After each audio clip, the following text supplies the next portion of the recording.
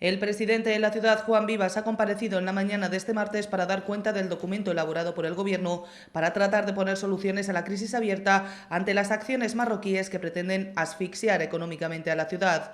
Un documento, ha explicado el propio Vivas, que recoge 140 medidas, 25 de ellas urgentes, que tienen como objetivo apostar por más España y más Europa, que la economía deje de depender de Marruecos y que las fronteras dejen de ser diferentes a las del resto de Europa. Pues tener una economía que no dependa de Marruecos y tener una frontera que sea equiparable al resto de las fronteras exteriores de la Unión Europea. La decisión, ha explicado, no dependerá del Gobierno, si bien tiene claro que este debe ser el camino, sino que estará en manos de la sociedad ceutí, entendida esta como las entidades empresariales, los sindicatos, los colegios profesionales y el resto de partidos políticos con los que pretende alcanzar la unidad o, de ser esta imposible, el más amplio consenso. También el Gobierno de la ciudad considera que es su obligación poner esto encima de la mesa, propiciar el debate y al mismo tiempo dejar clara cuál es su posición, cuál es su opción en relación con estos dos caminos a los que he hecho referencia. Y a eso responde el documento que hemos elaborado y del que le haremos entrega cuando esta comparecencia termine. Un documento para abrir el debate en la sociedad ceutí acerca de que la sociedad ceutí, a través de sus distintos organismos, instituciones, formaciones políticas, se pronuncie sobre qué quiere para el futuro de nuestra ciudad. Vivas ha explicado además que estas medidas supondrían a los ceutíes tener que hacer algunos sacrificios y renuncias que tendrán que ser asumidos en pro de un futuro mejor para la ciudad. Nosotros consideramos que para que se asuma esta opción que plantea el Gobierno de la ciudad de más España y de más Europa, se tienen que producir o se tienen que dar tres condiciones. La primera de ellas, que los ceutíes lo asumamos y que lo asumamos aun cuando ello implique algún sacrificio y alguna renuncia. Entre las medidas presentadas por el presidente de la ciudad se encuentran algunas de las que ya ha ido desgranando en los últimos días, como acabar con la excepción al Tratado Schengen en nuestras fronteras o revisarlo profundamente con el fin de que sea España y no Marruecos quien decida las personas que acceden a la ciudad, así como otras que son viejas conocidas de los ceutíes, como la aprobación del PGOU, que ha asegurado que ahora está en manos de los últimos informes del Gobierno de la Nación, o el estudio de que Ceuta forme parte de la Unión Aduanera, un extremo sobre el que el Ejecutivo ha cambiado de opinión en varias ocasiones, pero que ahora, ha explicado el presidente de la ciudad, sería conveniente volver a analizar. Uno de los ejes fundamentales para el desarrollo económico de la ciudad pasa por el apoyo al comercio, así lo ha transmitido el presidente, que ha marcado 3 líneas básicas para materializar ese apoyo al sector comercial de la ciudad, uno de los más dañados por la actual situación de crisis con Marruecos.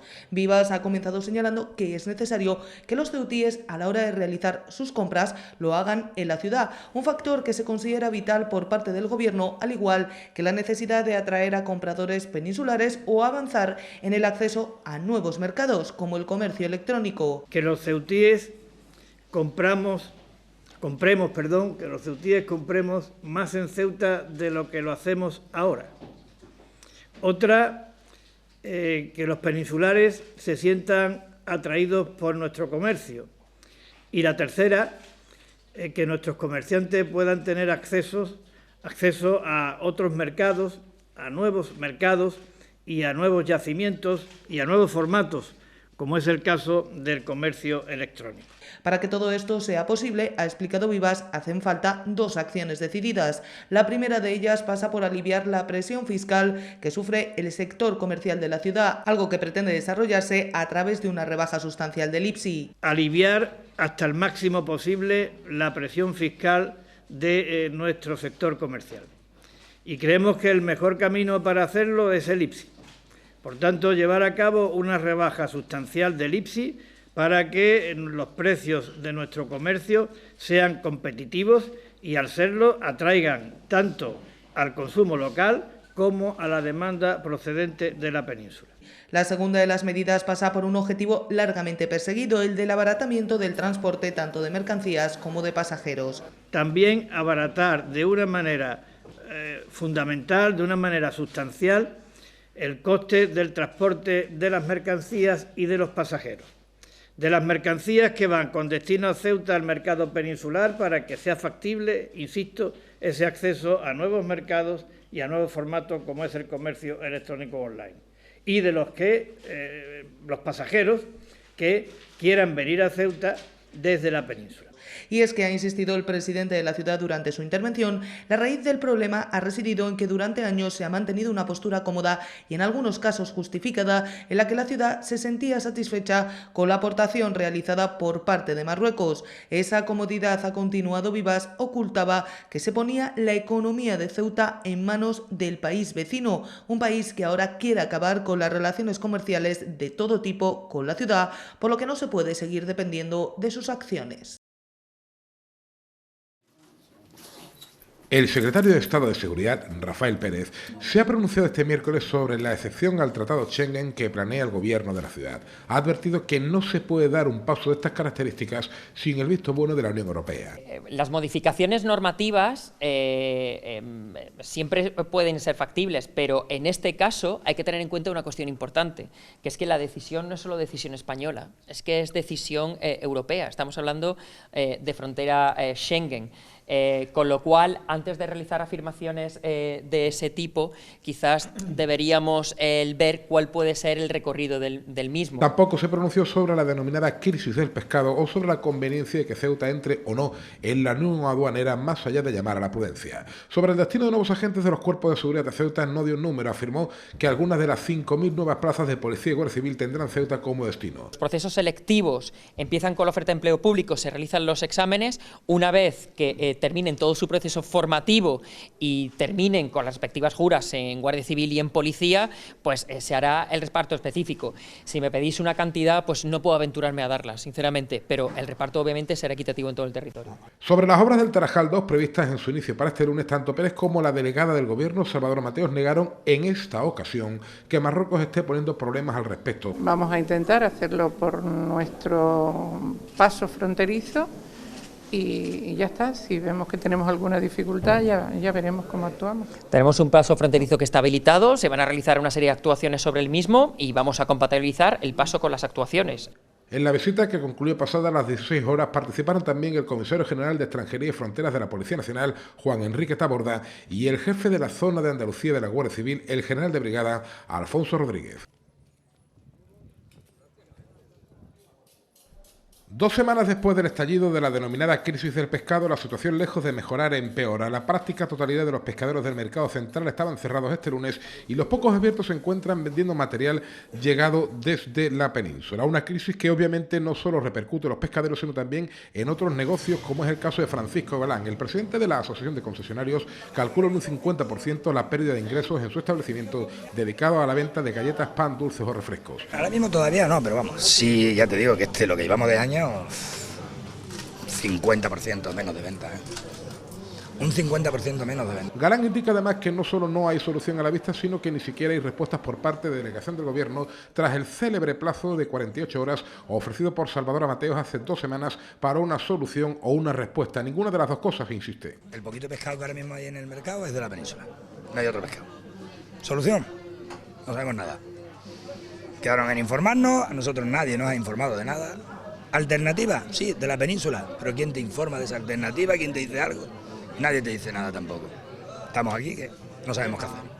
Por otra parte, recuerda que este era el mes en el que en principio se iba a acometer la reforma del mercado central por parte de la ciudad autónoma. Según Galán, no hay novedad respecto a dicha reforma tampoco. Trasladar a la pescadería y trasladarnos a los demás puestos. Pero ahí estamos también. Es pensar de lo que los arquitectos nos digan. Pero nada de nada.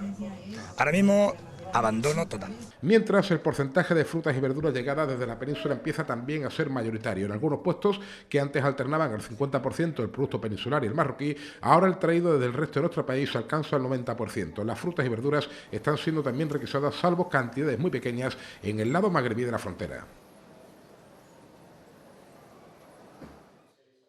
El punto más polémico de la sesión plenaria extraordinaria este miércoles ha sido el relativo al mantenimiento por parte del Consejo de Gobierno de las competencias delegadas por el Pleno. La primera de las polémicas ha tenido por objeto el informe jurídico del abogado de la ciudad, un informe, ha destacado la portavoz de Medice, no refrendado por la Secretaría General, a la que le ha pedido asesoramiento al respecto. Nosotros entendemos que es necesario ese informe, que sea validado, incluso el informe técnico que se expondría, y esa validación no la encontramos en el expediente, ni siquiera esa validación, como digo, no ya un informe posterior. Por lo tanto, y teniendo en cuenta además que estamos hablando de una cuestión sobre la que la Secretaría General del Ayuntamiento emitió 3 informes de diferentes conclusiones, consideramos que para darle seguridad jurídica al acuerdo entendemos que debería retirarse el punto del orden del día. La misma ha asegurado que no existía impedimento para debatir la propuesta a pregunta del presidente de la ciudad, iniciándose el debate de un punto que, tal y como ha declarado el portavoz de Caballas, tan solo pretendía deshacer el acuerdo alcanzado por unanimidad a principios de la legislatura respecto a la devolución de estas competencias al Pleno. Desde un punto de vista jurídico, ¿entiende usted, señora secretaria, que el expediente está completo y que, por tanto, desde un punto de vista jurídico y técnico, puede someterse a la aprobación de este Pleno? Sí, perfectamente. La segunda de las polémicas, sin embargo, no ha estado centrada en el contenido de esta propuesta, sino en la reflexión de Vox sobre la propia Asamblea, a la que considera ilegítima y así seguirá considerando hasta que los 2 diputados no adscritos devuelvan su acta. Consideramos que la Asamblea está pervertida y que es ilegítima, igual que fue ilegítimo aquellos nombramientos antaño en el Consejo de Administración del Puerto, que ya se calla, me deja hablar. Usted, es que usted no puede hablar, usted no tiene el turno de palabra. Usted es un tránsfuga y como tal no tiene turno de palabra. Una cuestión que ha obtenido la respuesta inmediata de la diputada de Medice, Fátima Med, que ha exigido al presidente de la ciudad que se pronunciara respecto a estas apreciaciones del portavoz de Vox. Señor Vivas, ¿usted va a consentir que digan aquí que esta asamblea es ilegítima y está pervertida? Contésteme primero. Porque el señor Verdejo acaba de decir que esta asamblea, esta, en la que estamos todos, es ilegítima y está pervertida. Yo quiero saber si el alcalde de la ciudad está de acuerdo con esa afirmación. Vivas no ha dudado a la hora de señalar que la Asamblea de Ceuta es legítima, si bien ha vuelto a insistir en que está en contra del transfugismo, para posteriormente señalar que si bien la postura de los 2 diputados no adscritos es legal, no le parece políticamente aceptable, especialmente porque quien se presenta a unas elecciones lo hace con una lista cerrada. Usted me ha hecho una pregunta y yo cortésmente le respondo, señora Med. Yo creo que esta Asamblea no es ilegítima, pero es lo que yo creo. Lo que no puedo yo evitar es el derecho a opinar del señor Verdejo de que la considera ilegítima. Yo creo que la Asamblea no es ilegítima, pero también creo que estoy en contra del transfugismo y lo digo abiertamente. Finalmente, la iniciativa ha salido adelante en medio del debate sobre el rango institucional de la ciudad autónoma, entre quienes afirman, como dice, que no deja de ser un municipio y quienes, como el Gobierno, señalan que tiene rango autonómico. La ocasión perfecta para que Caballas haya reivindicado una vez más la conversión de Ceuta en comunidad autónoma. Juan Ros ha presentado en la mañana de este lunes un escrito en el Senado en el que solicita a la presidenta de la Cámara Alta, Pilar Llop, la anulación de su renuncia tal y como ya adelantó el pasado viernes Ceuta Televisión. Entonces el exparlamentario, formalmente está cesado, remitía un burofax señalando que su renuncia se había producido por presiones ambientales.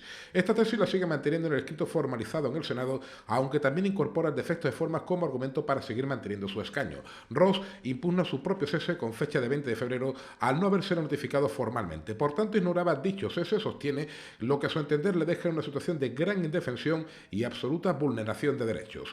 Dicho cese fue notificado a las 20 horas del domingo por mensaje a mi abogada de forma totalmente irregular. El propio Ros sostiene que ha tenido noticias del mismo en base a una renuncia de forma apresurada en un momento de vulnerabilidad que explicó en el burofax del viernes.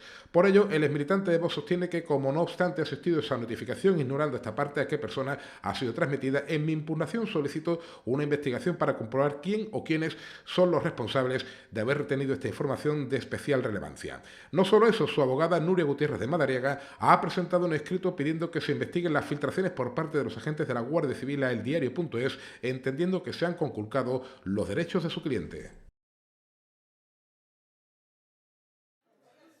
La plataforma feminista de Ceuta ha presentado en la tarde de este martes los actos con motivos del Día Internacional de la Mujer Trabajadora. Según ha explicado la vicepresidenta Miriam Rivero, comenzará con la proyección de la película Sufragistas el martes a las 11:30 de la mañana en el campus, actividad que se repetirá al día siguiente en horario de tarde. El día 4 se realizarán los talleres de cuentos al revés en la Biblioteca Pública del Estado y en esa misma jornada se presentará una biografía de la activista Dolores Botey.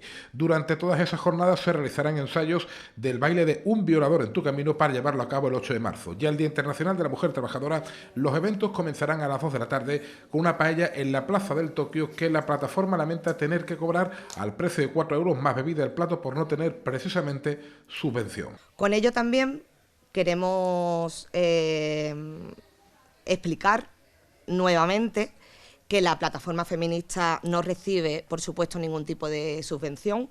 Nos hubiera encantado tener esa subvención y parte de esa subvención quizás dedicarla, ¿no?, a pagar esta paella e invitar abierta a la ciudadanía, pero como no recibimos subvención. En otro orden de cosas, la presidenta de la plataforma, Paloma Fernández, lamentó que Ceuta siga sin contar con un juzgado de violencia de género. En la ley establece que tiene que haber unos juzgados específicos. Aquí en Ceuta no tenemos un juzgado específico de violencia de género. Esa saturación que sufre ese juzgado, que además de temas de violencia de género tiene que ocuparse de un robo, de un hurto o de un tropiezo en la calle, pues deja bastante que desear. Los ensayos de la canción tendrán lugar en Fuente Caballos.